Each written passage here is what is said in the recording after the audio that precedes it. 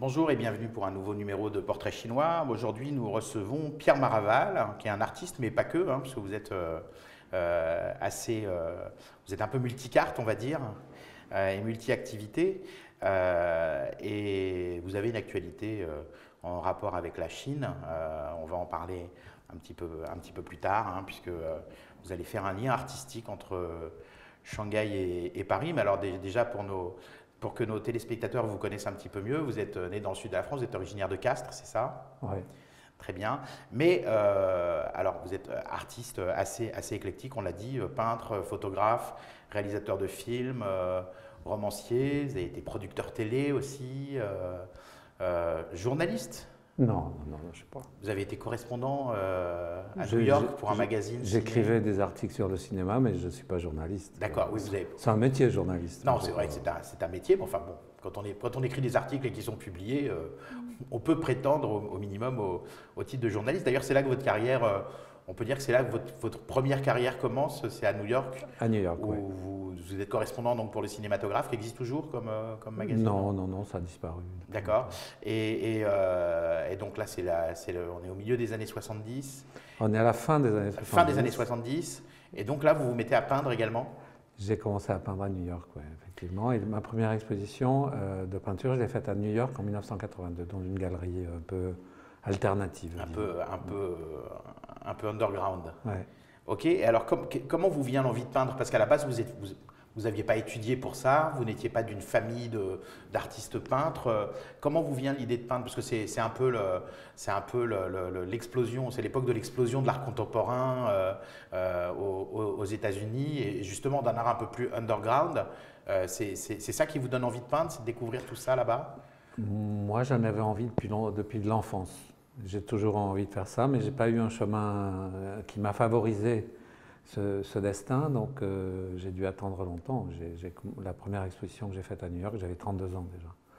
Mais parce que je n'avais pas les gens autour de moi pour m'encadrer, pour aller dans ce sens.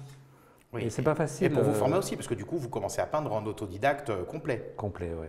Donc le journalisme en autodidacte, comme vous venez de le dire, la peinture en autodidacte. Oui, je suis une sorte d'autodidacte. Ouais. Autodidacte permanent, parce qu'en fait, vous avez un petit peu tous les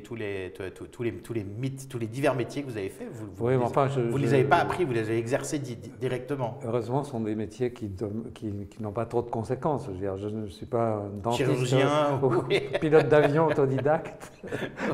Je n'oserais pas. Non, effectivement. Mais oui, donc toujours quand même un fil conducteur, un peu artistique ou culturel dans toutes vos activités. Je ne vis que pour une production artistique. D'accord. Et il y a des choses un peu annexes que j'ai faites, mais c'est la seule chose qui m'intéresse. Oui, vous avez écrit des romans. Ça c'est artistique, mais disons que c'est vrai que j'ai produit des films pour la télévision, des choses comme ça, c'est un peu moins artistique. Mais bon, pour moi, j'existe pour trouver des idées, les réaliser, et essayer d'avancer des idées un peu originales, nouvelles, quoi. C'est ça l'idée. D'accord. Alors, dans les années 80 ou 90, vous contribuez à la création d'une galerie qui s'appelle Beaux les Arts, c'est ça? C'est un mouvement avant d'être une galerie. Oui. Un collectif d'artistes peut-être?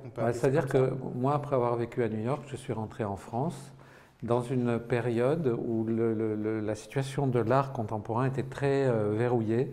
C'est-à-dire il y avait quelques galeries d'art contemporain réservé à des artistes connus, etc. Et puis, il y avait un peu élitiste, dit contemporain, mais quand même élitiste, quoi. Oui, non, mais qui était déjà très révélé. Et il y avait toute une génération de jeunes artistes qui sont arrivés au début des années 80 et qui n'avaient pas de galerie. Et donc, j'ai monté un mouvement qu'on a appelé Beaux les Arts. C'est un jeu de mots sur les beaux-arts. Les beaux-arts, évidemment. Dont l'idée de base était simple, c'est de dire, puisqu'il n'y a pas de mur pour accueillir nos œuvres, on va générer des événements pour pouvoir exposer nos œuvres dans divers environnements, dans la rue, dans des espaces pas prévus pour ça, etc. Donc la première idée qu'on qu'on a eue, c'est de C'était faire avant une les raves, exposition. avant les rave parties où on connaissait l'endroit au dernier moment. Oui. Vous avez fait un petit peu ça, mais avec l'art en fait, Ouais, enfin, c'était plus ou moins organisé ou improvisé, mais la première grande exposition qu'on a montée avec ce mouvement et qui nous a lancé définitivement, c'était une exposition qui était liée au concert de David Bowie en France. D'accord. Et lui, il a Oui, donc rattaché à un immense événement quand même. Oui, oui, c'est Ouais. un très gros événement, mais on a eu cette idée et puis il a accepté, donc on a fait quelque chose qui a fait parler de nous énormément et ensuite ça s'est enchaîné. Et donc le mouvement Beaux les Arts, qui était une espèce de mouvement où on accueillait tous les artistes sans distinction, est devenu une galerie plus professionnelle avec des investisseurs. Ouais. Et puis avec quelques artistes, hein, membres de ce collectif, qui sont devenus des artistes internationalement Très connus. connus, On peut en citer quelques-uns? Combas, Bernard Friese, Sophie Calle, Hervé Di Rosa, oui, des artistes de ce niveau-là. Ouais. Vous avez été un révélateur de talent un petit peu, peut-être à Je l'époque. ne sais pas parce que... Enfin, vous étiez juste parti peut-être là à l'époque en même temps, puisque Non, vous produisiez vous-même. c'est pas comme ça que ça se passait. J'étais plus une sorte fédérateur. de leader d'un mouvement, mais sans me préoccuper de... on en cite qui sont devenus connus, mais il y en avait qui étaient sûrement aussi bons, qui sont restés plus méconnus. On était ouvert à une forme d'enthousiasme. C'est-à-dire, on est une petite troupe et il y a des gens qui sont venus là. Plus de mouvement que de. Oui, c'est ça. C'était très improvisé, très spontané. Il y a des gens qui faisaient des choses très différentes les uns des autres et on ne se préoccupait pas de savoir si ça rentrait dans les bonnes cases ou pas. D'accord, alors, donc vous vous structurez, vous devenez du coup une galerie, alors vous n'exposez plus chez les autres, mais vous exposez chez vous, puis après vous commencez à investir tout en continuant hein, à travailler avec Beaux les Arts, vous commencez à investir des endroits comme la Coupole par exemple. On a fait une exposition à la Coupole, mais la Coupole c'est un lieu mythique parce que dans les années 20 ou 30, 20 je crois, 1920, il y a le patron de cet endroit, de cette brasserie mythique connue dans le monde entier, qui a demandé à des artistes contemporains de peindre le dessous des piliers qui soutiennent tout le restaurant. C'est un restaurant très grand. Et il y a des artistes très fameux des années 20 qui ont tagué la Coupole. Pas tagué, parce que réellement ils ont fait des tableaux très léchés. Je crois qu'il y a même un Fernand Léger, enfin il y a des artistes très connus qui ont participé. Et on allait à l'époque, avec les gens de Beaux les Arts et tous les jeunes artistes, on allait beaucoup à la Coupole. Et un jour, dans une discussion, on s'est dit, tiens, on est des piliers de la Coupole. Et comme la Coupole est connue pour ses piliers peints par des artistes, on s'est dit, ben, faisons une autre nouvelle exposition, les piliers de la Coupole. Et donc, on a recouvert le bas de ces piliers avec des artistes. Il y en avait des très connus aussi. Il y avait Keith Haring, il y avait... Combas à nouveau, etc., des artistes comme ça. Oui, c'est vrai que la Coupole à l'époque était un lieu fréquenté par beaucoup d'artistes, comme l'était aussi le Cosmos, pas loin. Enfin, il y avait quelques brasseries comme ça du boulevard Montparnasse qui étaient, des hauts lieux, des hauts lieux de regroupement culturel et artistique, on peut dire. Ouais. Alors après, vous restez dans un, vous êtes Beaux les Arts s'arrête à Paris, c'est ça? Beaux les Arts s'est arrêté parce que, en fait, c'est devenu trop gros. On a eu des investisseurs. Les investisseurs, ils étaient plus en train de réfléchir. Vous parlez de rentabilité, de résultats, et vous parliez d'art, quoi. C'est peut-être ça, non? Mais ils parlaient d'art aussi, mais d'une façon plus business, où moi je me sentais pas bien. Donc, on a fermé. Il y avait des intérêts en jeu qui étaient d'ordre immobilier, etc. Moi, je suis pas un homme d'affaires, et donc. Je me suis retiré. Quand je me suis retiré, ça a un peu périclité. Mais moi, j'ai continué ma... Oui, alors là, vous continuez à faire effectivement des expositions. Alors là, vous rentrez dans une période où vous êtes un peu dans la... Comment dire vous peignez des choses un peu académiques, un peu classiques, puis vous les détruisez derrière. On peut parler de ça, ou vous les customisez comme disent les jeunes. Comment vous décririez ça? Non, en fait, dans la peinture, moi j'ai travaillé beaucoup sur la figuration du corps, le nu en général, le nu féminin par exemple, etc. Et donc, comme j'ai une sorte d'aversion en même temps, et même de dégoût parfois pour la peinture figurative, un peu pompier comme ça, j'ai commencé à les abîmer, à les attaquer avec des couteaux, des râpes, des marteaux, et puis j'ai brûlé avec des chalumeaux, etc. Donc c'est devenu très, Oui, très destructeur. vous avez beaucoup d'œuvres que vous avez passées à la ponceuse, au chalumeau. Voilà, l'idée c'est que je faisais de la figuration en peinture et après de la défiguration. Est-ce que c'est oui, alors j'allais dire. Je défigurais mes œuvres. Oui, c'est ça. Est-ce que c'est j'allais vous demander si c'était une version rebelle de la figuration libre. Non, c'est carrément une défiguration. Oui. Non, mais la figuration libre, c'est un mode de figuration qui se veut nouveau. Moi, je défigurais plus. Bon, alors après, donc vous exposez, comme on le disait, vous faites des expos là en indépendant. Vous n'êtes plus lié ni l'animateur du mouvement Beaux les Arts. Vous faites pas mal d'expositions. Donc vous parliez de défiguration pour qualifier un petit peu votre façon de peindre. Et puis au début des années 90, en 93, alors peut-être que l'idée vient d'avant, mais vous passez à l'acte en 93, vous faites une expo photo monumentale, puisque vous créez 1000 femmes, le projet 1000 femmes. Alors expliquez-nous un petit peu ce que c'est.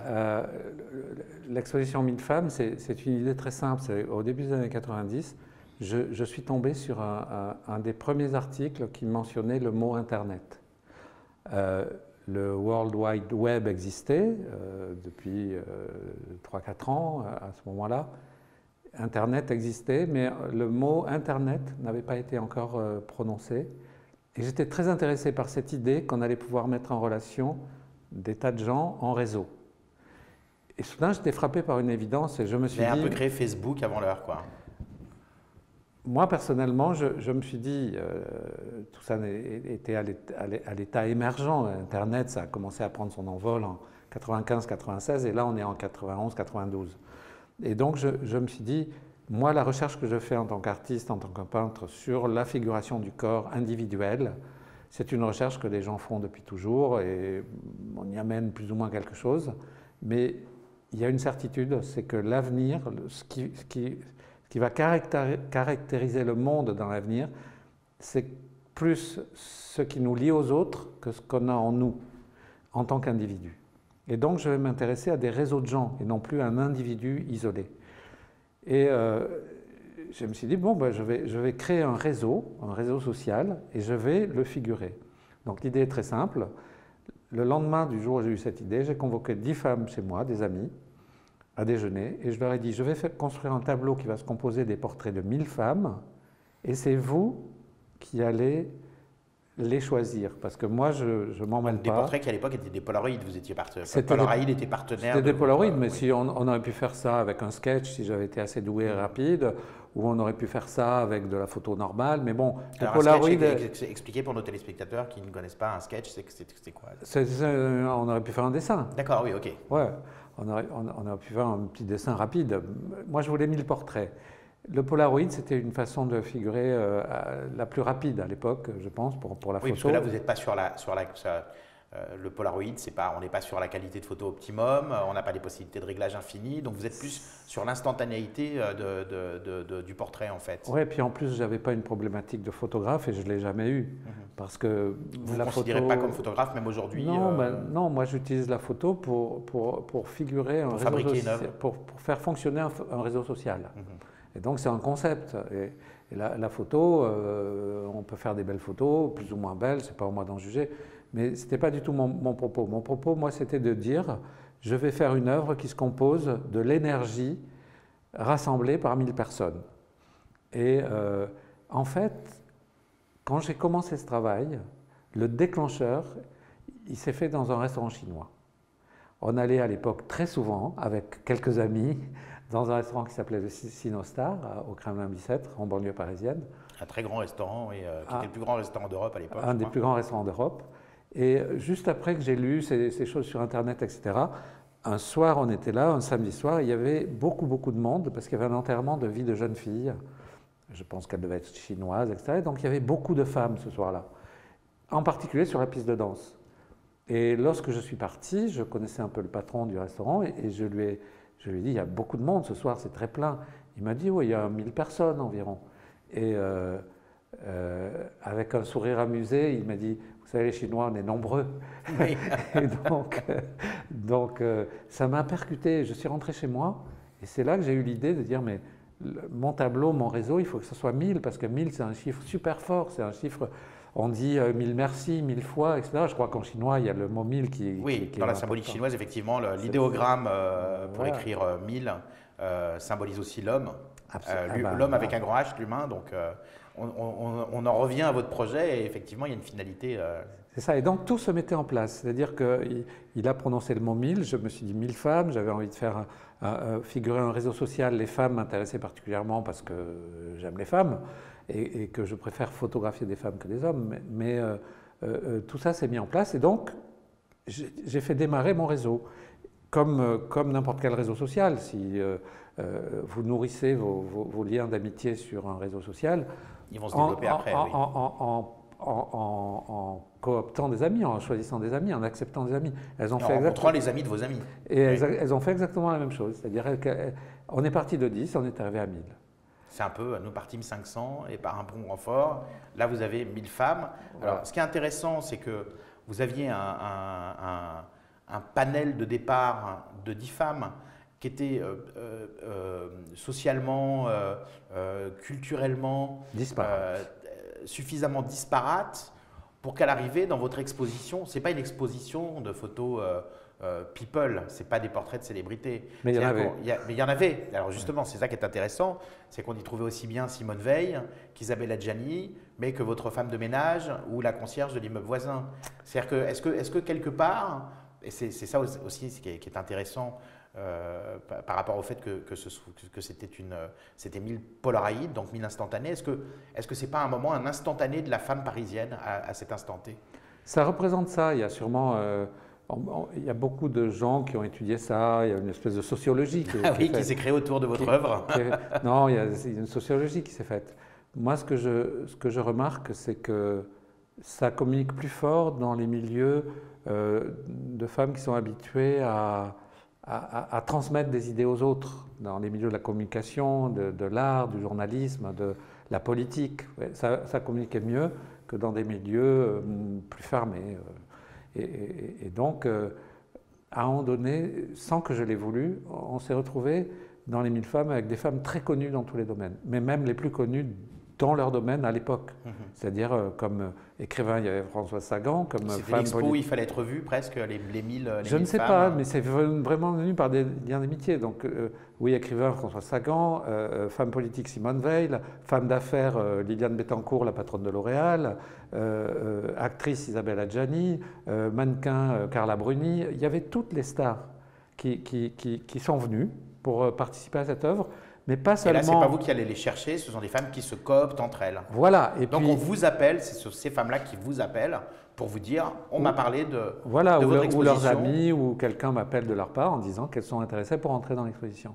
Et ce lien-là, il est très fort parce que ces femmes-là qui sont habituées à être dans les couvertures de magazines, etc., soudain, elles décident de se montrer dans un réseau et de se montrer ensemble et de dire quelque Et chose sans ensemble. phare, c'est-à-dire qu'il n'y a pas des heures de maquillage avant, il n'y a pas de stylisme, il n'y a pas de… Ça dépend, parce que quand je l'ai fait, comme on le voit là, quand je l'ai Oui. fait à Toronto, j'avais des maquilleuses financées par L'Oréal, etc. Sur d'autres versions de 1000 femmes que j'ai fait dans d'autres villes. Le maquillage, ça aide, c'est très important. Bien sûr. Mais à l'époque, non. Mais cela dit, quand j'ai commencé, moi, avec mes Polaroids chez moi dans les années 90, les femmes qui venaient chez moi, peut-être on ne les maquillait pas, mais elles se maquillaient sérieusement. Oui. Il y en a qui restaient plusieurs heures. Oui. Il y en a qui sont installés, qui sont restés 8 jours. C'était une folie, cette histoire. Et d'ailleurs, c'était très rigolo. Chez vous, c'est devenu quoi? Une espèce d'auberge espagnole Non, mais… où des gens restaient avec le… Bah, attends, je vais t'appeler du monde. Et puis ils Non, mais prenaient le téléphone, ils vous appelaient. à un moment donné, quand on fait fonctionner des réseaux comme ça et que ça devient exponentiel, on se retrouve avec des coups de téléphone permanents. Et puis on a arrêté à 1000, mais on aurait pu faire 10 000 parce qu'il y avait des milliers de femmes qui voulaient participer. Et donc il y a une espèce d'enthousiasme colossal. Et soudain, c'était devenu une espèce de salon où on se rencontre, les gens restaient. C'était formidable. Alors, est-ce que du coup, ces 1000 femmes, c'est pas devenu un événement avant même que l'exposition ait lieu? Si, c'est Ça a devenu… été un petit événement dans un certain milieu Non, pas dans un certain milieu, c'est un événement médiatique. médiatique. Mais pour une mauvaise raison, en fait. Ça aurait pu être un événement médiatique si les gens avaient compris et se disaient tiens, il y a un travail un peu nouveau qui se fait, on travaille sur un réseau. Non, ça a été médiatisé parce qu'il y avait des gens connus. Oui, d'accord. Donc, Donc il fallait vraiment l'exposer pour que là les gens comprennent enfin. Pour vous, le vrai lancement, ça a été au moment de l'exposition. Oui, c'est ça. Avant c'était pas en phase avec l'ADN que vous vouliez donner à l'expo. Absolument. Et puis l'exposition, c'est un vrai tableau. Il y a un travail artistique, je l'espère. Bon, alors 1000 Polaroids. Alors en plus, l'avantage du Polaroid, c'est qu'il y a une petite bande blanche. Ouais. Donc chaque femme, c'est décrite par un qualificatif. Le mot, c'est une idée que j'ai eue. Je pense qu'un visage plus un mot, ça dit plus qu'un visage tout simplement. Déjà, un visage, ça a une expression qui va vous dire beaucoup sur la personne. Mais si en plus cette personne, quand vous la voyez, elle vous dit un mot qui impacte, ça prend beaucoup de sens. Et je l'ai fait dans toutes mes expositions. Est-ce que de devoir se décrire en un seul mot, c'est pas une façon de se mettre à nu encore plus que si on était nu physiquement? C'est pas se décrire, on peut pas se décrire en pas un se mot. décrire, mais on serait très pauvre si on se décrivait en un mot. C'est un mot qu'on choisit comme un emblème, comme un bijou, comme quelque chose qu'on aime porter. Voilà. D'accord. Mais ça a beaucoup de sens.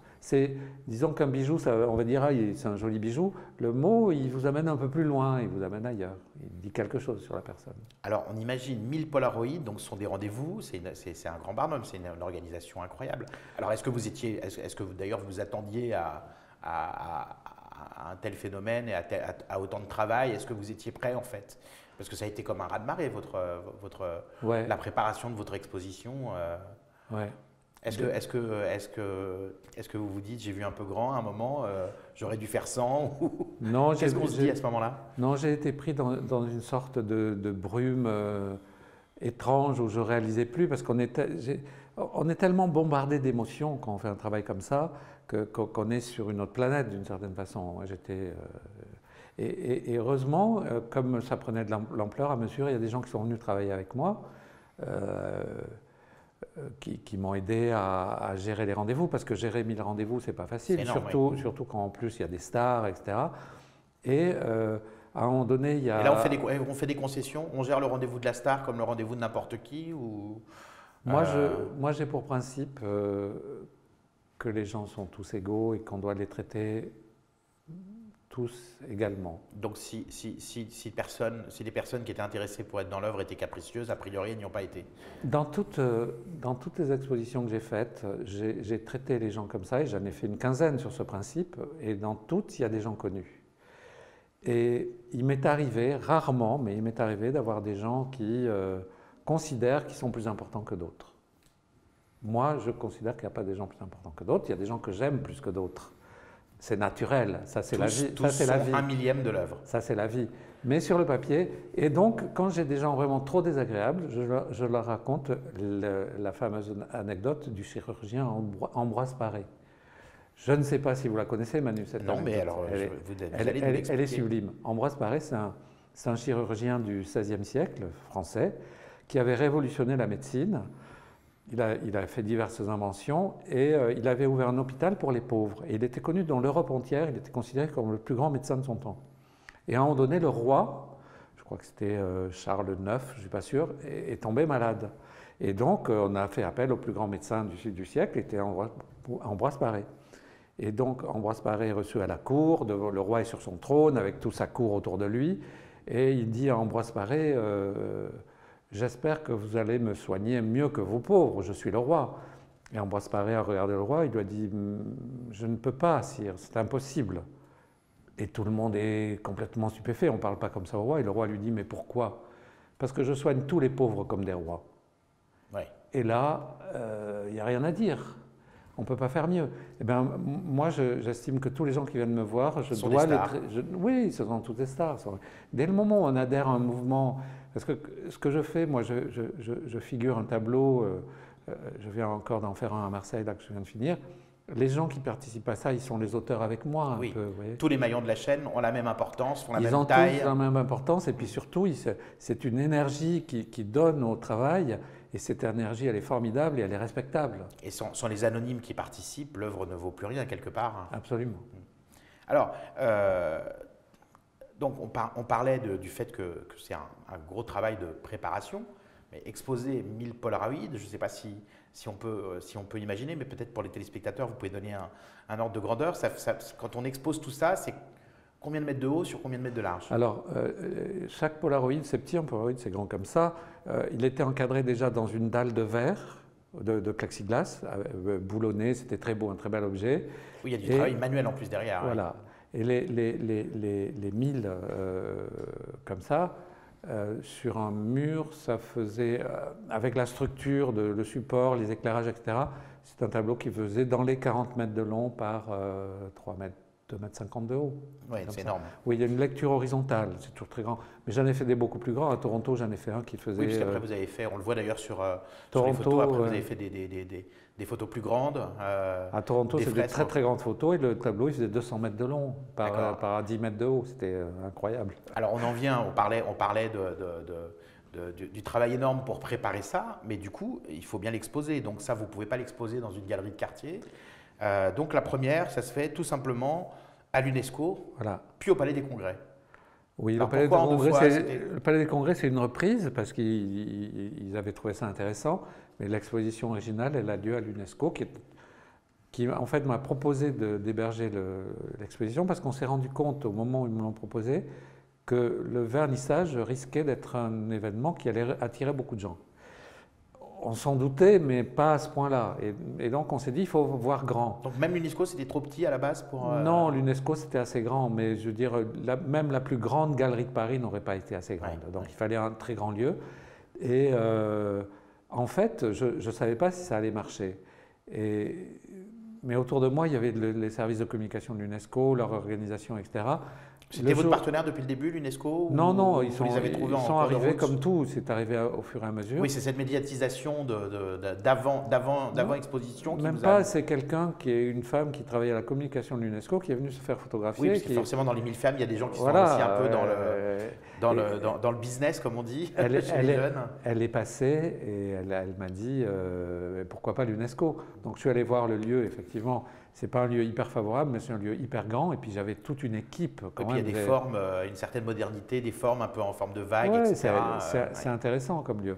Donc on a décidé d'exposer là et on a bien fait parce que le jour du vernissage, moi j'ai toujours considéré que le tableau qu'on expose, c'est une partie de l'œuvre, qui est une partie qui est une performance en direct, en live, comme une représentation théâtrale où les gens viennent montrer qui ils sont.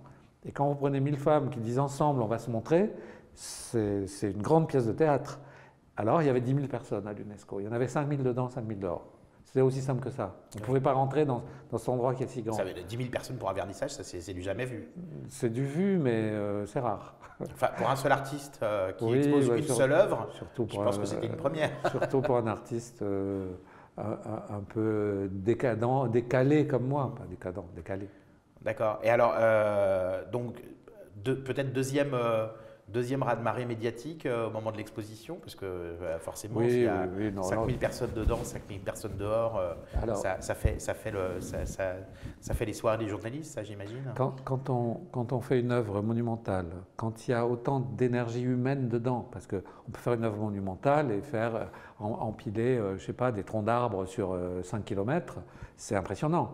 Mais si la monumentalité vient de la quantité d'humains qu'il y a dedans, ça a beaucoup d'énergie, ça communique très fort. Et donc, oui, on avait toutes les télévisions, on avait tous les journaux télévisés qui couvraient l'événement, c'était incroyable.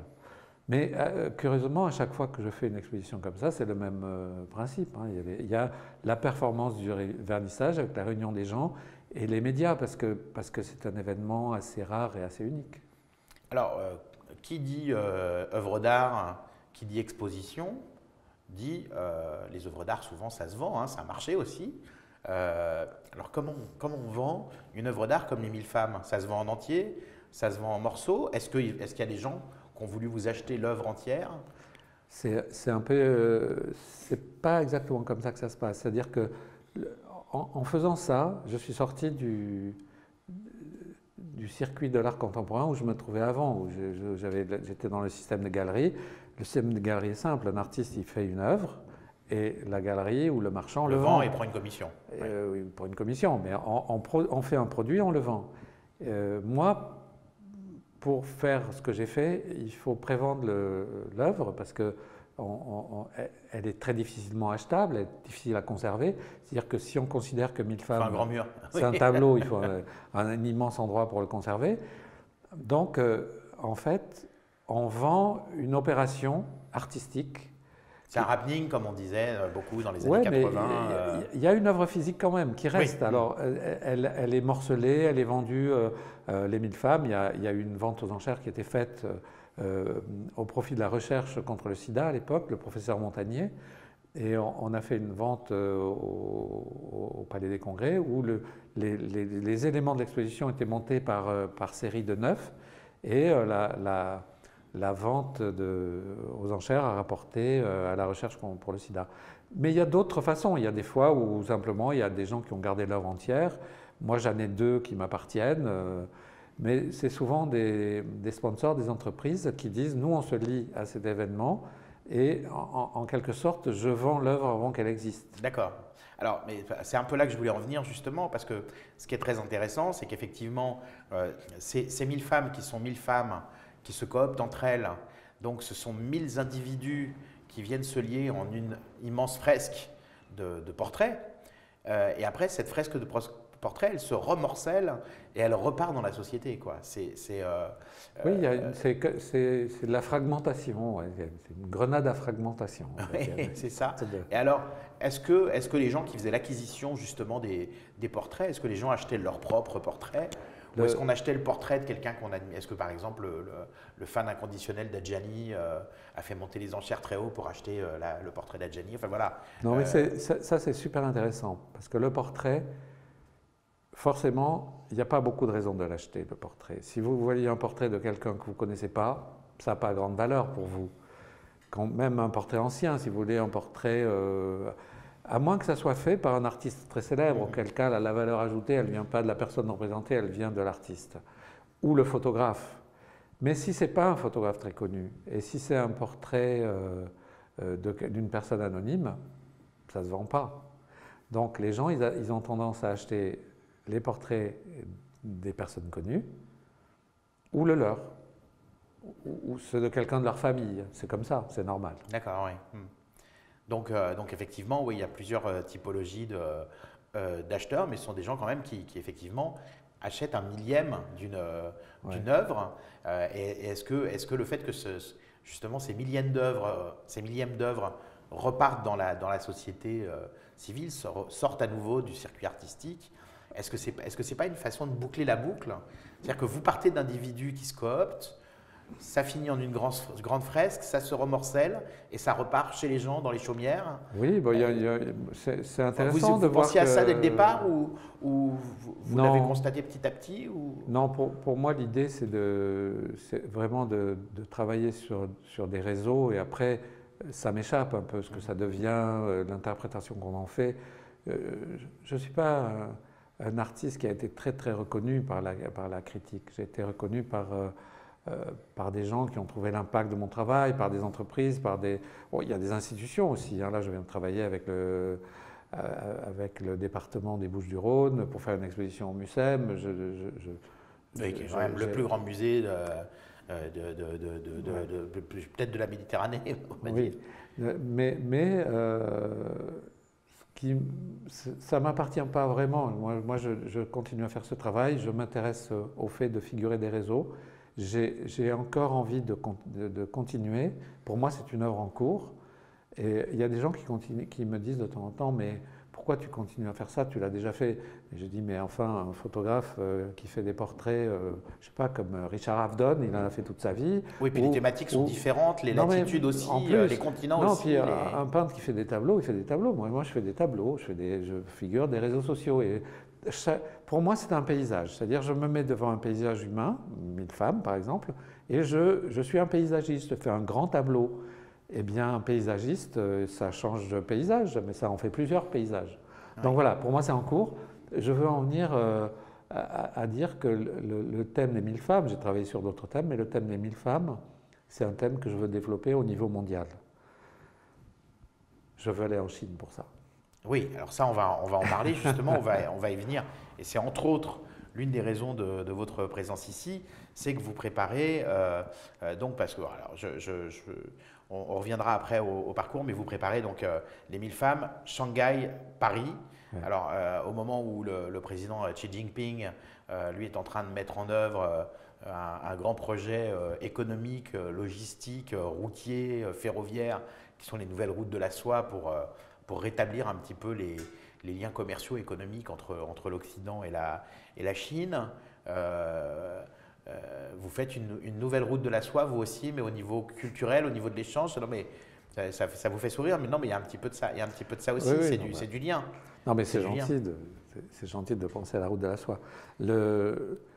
Ça fait longtemps que j'ai envie de travailler avec la Chine parce que c'est un immense pays où, comme le disait le patron d'Issinostar, les Chinois sont nombreux.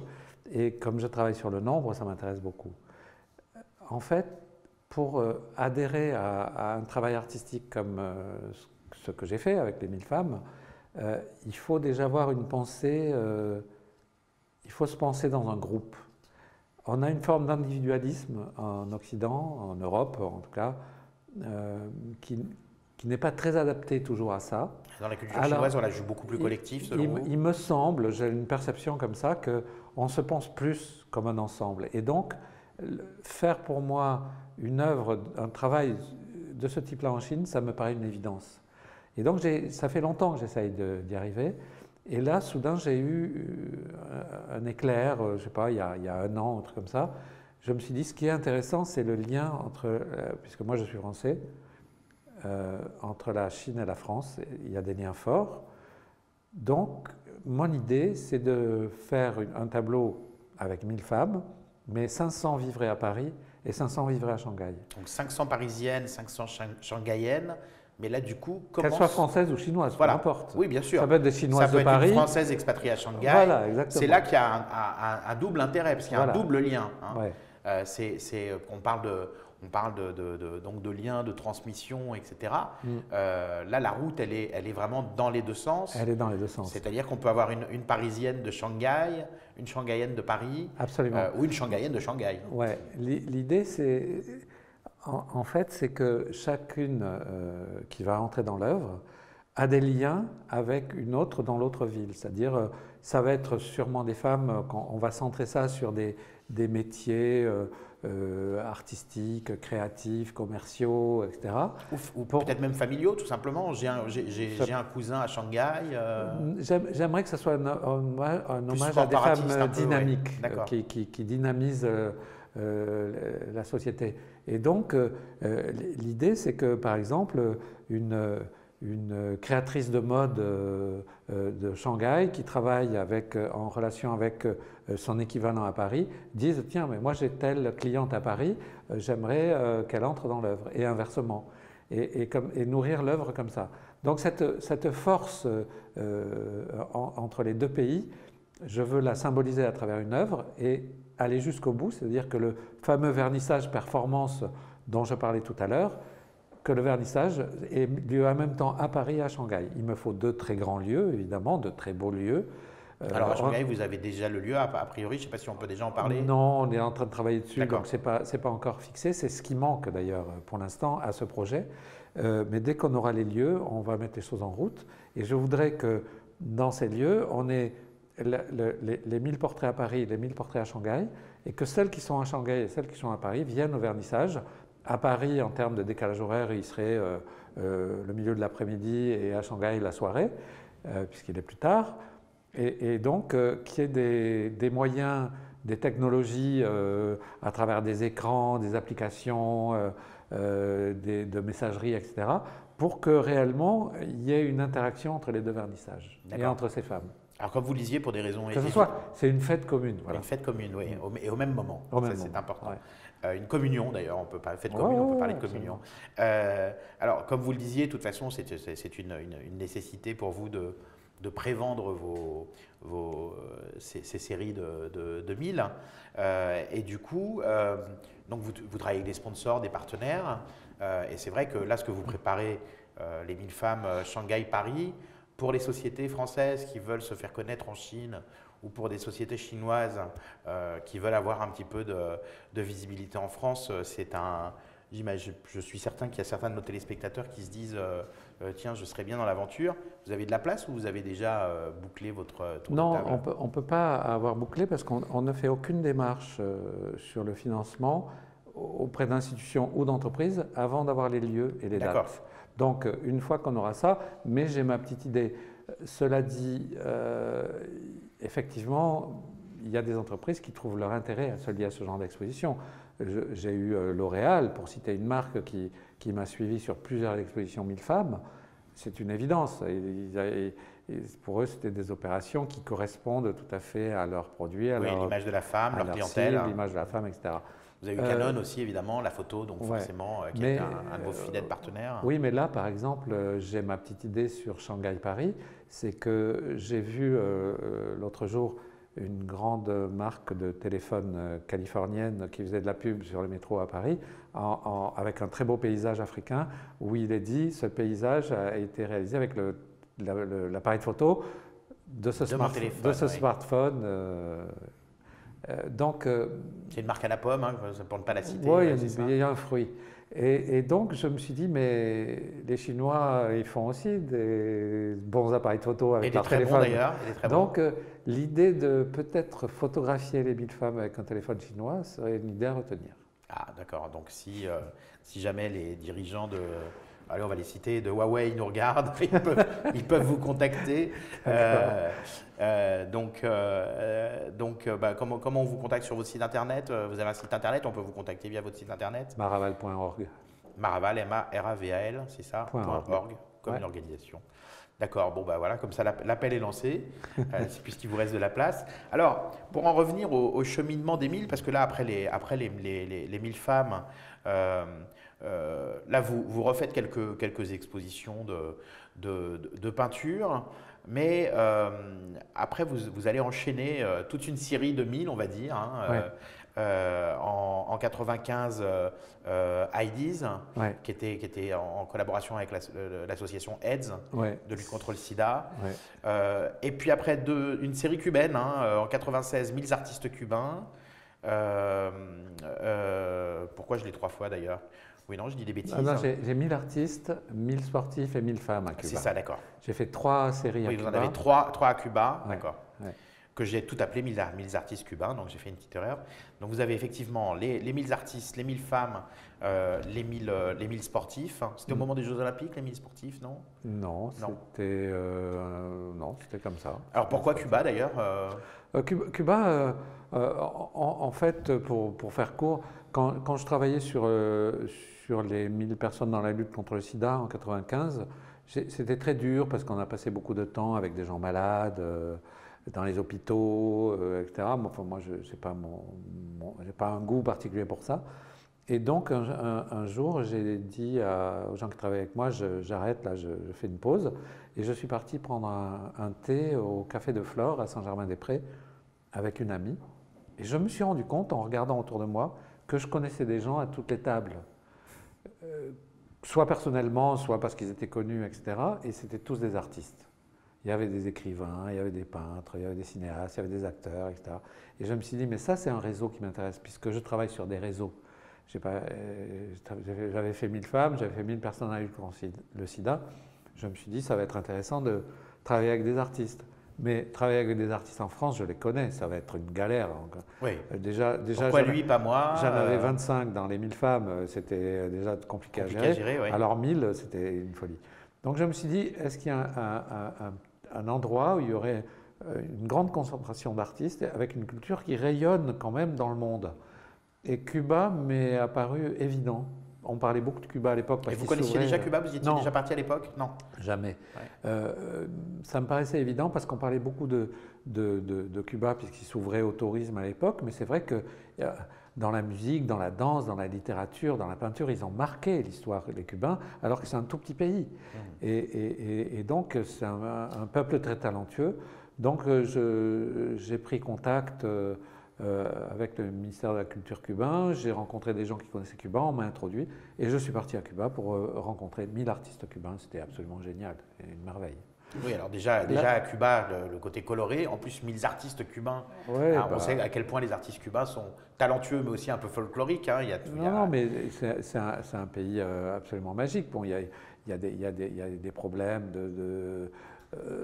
politiques, etc. Mais moi, j'étais au-dessus de ça. Je suis venu pour rencontrer les artistes et j'ai fait une exposition qui était absolument merveilleuse à faire parce que j'ai rencontré des gens passionnants qui m'accueillaient très chaleureusement. C'était très concentré, donc j'avais pas trop de mal à les rencontrer. Et puis, surtout, venant de Paris où il fait un peu gris l'hiver, etc., je me suis retrouvé avec ce climat merveilleux, le climat tropical. Et donc, je me suis dit, je vais rester un petit peu là. Et vous n'êtes plus là-bas, vous aimez les climats un peu chauds et ensoleillés. Chauds et ensoleillés. Et donc, je me suis arrangé pour faire plusieurs expositions et livres à Cuba. Alors là, vous avez enchaîné donc effectivement les 1000 artistes, les 1000 femmes, les 1000 sportifs. Ouais. 1000 femmes aussi, ça avait du sens à Cuba. C'était important de comprendre ça. C'est pas juste 1000 femmes comme ça, etc. C'est que les femmes cubaines, comme c'est un pays qui était en grande difficulté à la suite de l'effondrement du bloc soviétique, il y avait beaucoup de prostitution. Et donc, il y avait énormément de sujets dans les médias sur la prostitution à Cuba. Oui, on ne parlait que de ça d'ailleurs. On parlait beaucoup, beaucoup de ça. Et moi, je rencontrais énormément de femmes cubaines qui étaient très gênées par cette image. Par exemple, des femmes qui voyageaient pour des raisons commerciales ou politiques ou journalistiques, etc. Et qui disaient, mais quand on va à l'étranger, cubaine, on est catégorisé comme prostituée à l'avance. Et donc, elles étaient révoltées. Et donc, j'ai dit, on va faire un hommage aux femmes de Cuba. Et donc, on a montré 1000 femmes de tous les horizons de la société. Peut-être d'ailleurs, il y en avait qui se prostituaient dedans, mais j'ai le plus grand respect pour elles. Et on a montré toutes ces femmes dans leur dignité, quoi. Et c'était vraiment. Vous faites autre chose à cette période pour montrer l'une des véritables facettes des femmes cubaines. Vous faites un documentaire qui s'appelle Tembleque. Alors, c'est quoi le Tembleque? Le Tembleque, ça c'est quelque chose qui m'avait beaucoup intéressé parce que, en fait, quand je suis arrivé à Cuba, moi, au premier voyage, c'était vraiment le moment où le pays s'ouvrait au tourisme et où il y avait énormément de prostitution. Et les jeunes filles, dans les boîtes de nuit, qui sont les endroits où on écoute la musique, et la musique cubaine est quand même très dansante, oui, on peut un grand le dire, attrait, etc. Et donc on va dans des endroits écouter de la musique. Et là, il y a des jeunes filles qui se prostituent. Et elles avaient inventé une danse qui s'appelle le Tembleque pour exciter les touristes. Elles se plantaient devant leur table, comme ça, sous leur nez, et elles déclenchaient une sorte de transe très très violente qui dure peut-être 20 secondes, mais qui est excessivement sexuée. C'est une espèce de booty check, mais avec toutes les parties du corps, quoi. Ah ouais, c'est un Tembleque, ça veut dire tremblement. Donc le corps tremble, mais c'est un tremblement dans l'épicentre et le sexe, quoi. Donc c'était vraiment très intéressant. Et à l'époque, j'avais rencontré Alain de Greef, qui était le patron de Canal+ en France, le directeur des programmes en tout cas, et il m'avait dit, si tu as une idée, etc., pour faire un film, lui il avait adoré mon exposition des 1000 femmes, et il m'a dit, si un jour tu as une idée de film, dis-le moi. Et quand j'ai vu cette danse, je me suis dit, la photographier ça n'a pas de sens, c'est que du mouvement, la peindre non plus, la dessiner non plus, il n'y a qu'une façon, c'est de la filmer. Et donc je suis allé voir Alain de Greef, je lui ai dit, écoute, je repars à Cuba pour mes expositions, si tu veux, je te fais un film sur cette danse, le Tembleque. Et donc le reportage a été diffusé sur Canal+. Voilà, dans les années 90, au milieu des années 90. Okay. Ouais. Mais alors vous êtes même allé au-delà, parce que vous avez fait un long métrage, je crois, à Cuba. Ça m'a donné un peu de goût pour le cinéma, et donc à un moment donné, j'ai rencontré des jeunes Cubains qui disaient que l'image qui était véhiculée par les reportages sur Cuba à l'époque, en ce qui concerne la culture, c'était la prostitution et les vieux chanteurs, puisqu'il y avait eu le Buena Vista Social Club, oui, etc., les vieux chanteurs, la vieille musique d'avant. Et moi, j'ai rencontré des jeunes qui disaient, mais on ne parle jamais de nous, on existe, pourquoi Et donc, j'ai dit à ces jeunes gens qui râlaient un peu, je leur ai dit, écrivez une histoire à vous, et on va essayer de monter le coup. J'ai trouvé des producteurs, et on a eu un petit budget, mais on a fait une fiction bah, un peu compliqué parce que Basé sur l'histoire de ces jeunes. sur l'histoire de Donc ces là jeunes, aussi, mais peut-être un instantané d'une partie de la société. voilà, mais à un moment, en même ouais. temps c'était ambigu parce qu'on va laisser tourner à condition qu'on ne comprenne pas que ça se passait à Cuba. Ah oui, Mais d'accord. en même temps, pour ne pas le comprendre, il faut vraiment être aveugle, mais c'est pas supposé se passer à Cuba. Voilà. Et le film s'appelait Black, c'est ça? Black. Je crois Black. Ouais, ouais. Très bien. Et c'était en 1900. J'ai tourné en 97 et le film est sorti en 2003 en salle en France. D'accord. Alors, au beau milieu de votre période cubaine, alors Picasso a eu ses périodes bleues, vous avez eu votre période cubaine, on va dire. Au beau milieu de votre période cubaine, vous faites 1000 baisers. Alors là, par contre, vous revenez à l'art, comment dire, vous revenez à la. Là, c'est du dessin, hein, 1000 baisers. Oui, j'avais besoin de. J'avais besoin Vous avez besoin de redater la matière, voilà, les pinceaux, de les matérialiser plumes, quelque chose. Mais en même temps, si on y réfléchit bien, 1000 baisers, c'est vraiment dans la ligne pure du travail sur la communication et sur les réseaux. Parce que le baiser, ça symbolise quoi? Ça symbolise la transmission de l'un à l'autre. C'est ce qu'on partage avec l'autre. C'est déjà une façon de sortir de soi. Donc c'est le premier pas de la vie en réseau, le baiser. Et donc j'ai décidé de faire 1000 baisers, puisque j'étais dans le chiffre 1000 et dans la communication. 1000 baisers était évident. Et 1000 baisers, c'est un exercice très spécial où j'ai décidé de figurer au crayon avec des pinceaux, avec mes doigts, avec tout ce qui me tombait sur la main, de figurer des baisers que vous avez inventés pour la plupart. Des baisers, ouais, mais un baiser pizza, un baiser porno, ouais, un baiser caché. Ils étaient tous inventés, les baisers. Ils avaient un titre, etc. Et c'était un travail très spontané. L'idée un peu comme l'écriture automatique, c'est-à-dire vous partiez du carton vide et puis vous lâchiez comme ça. Le principe, pour faire 1000 déjà, c'est beaucoup. Je m'étais engagé à faire une exposition auprès d'une école d'art à Paris. Et, oui, l'IESA. Hein, ouais, l'IESA. Et le principe, c'était de produire une exposition avec 1000 dessins, et c'est pas facile à faire. Donc, mon enjeu, c'était de faire très vite. Chaque dessin devait être très rapide. Donc, c'est quelques secondes, et c'est donc hyper spontané. Et en étant hyper spontané, on laisse aller tout ce qu'on a comme culture, on oublie un peu tout, quoi. C'est l'inverse de la maîtrise, au fond. C'est se déstructurer. Et j'aime beaucoup cette exposition. Et alors, en fait, des baisers, il n'y en a pas 1000, il y en a 2665. Parce qu'il y a eu plusieurs expositions. Il y a eu une exposition à New York, une autre à Tarascon, à Lausanne, dans le sud de la France. Et en vérité, à chaque fois, on en vendait. Et quand il en vendait, pour en faire 1000, il fallait compléter.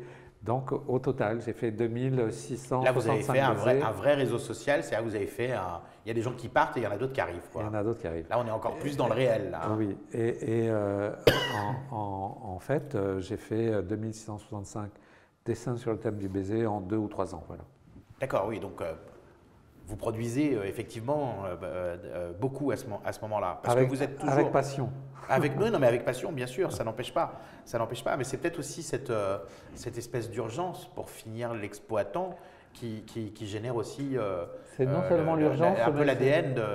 C'est non seulement l'urgence, mais c'est une vraie vertu de faire un dessin rapide. Parce que.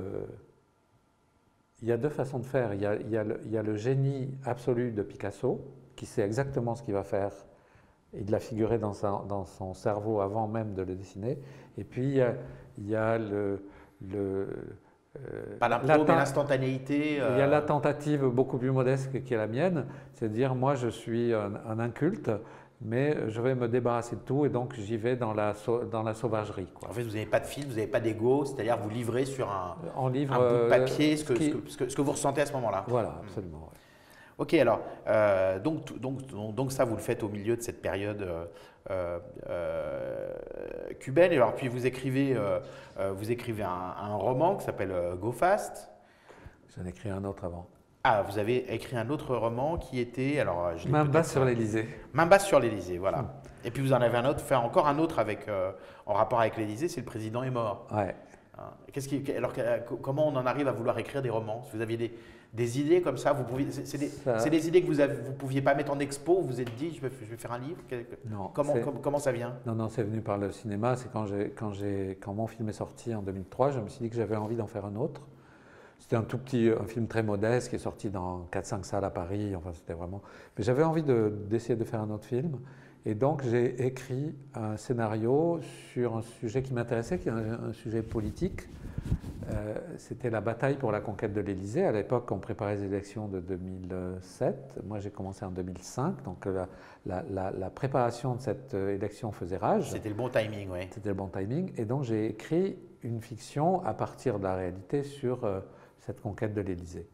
Mais c'était un film. Donc à la base, vous avez écrit un synopsis, un J'ai scénario. écrit un quoi. scénario. Ouais, ouais. Et on s'est rendu compte très rapidement que les éditeurs, que les producteurs ne pouvaient pas suivre, parce qu'en fait, je faisais référence à 3 personnalités très connues du grand public en France, qui étaient Nicolas Sarkozy, De Villepin et Chirac, qui se tiraient un peu la bourre au moment de ces élections, et qu'on les reconnaissait évidemment, et c'était extrêmement compliqué à faire dans ce contexte-là.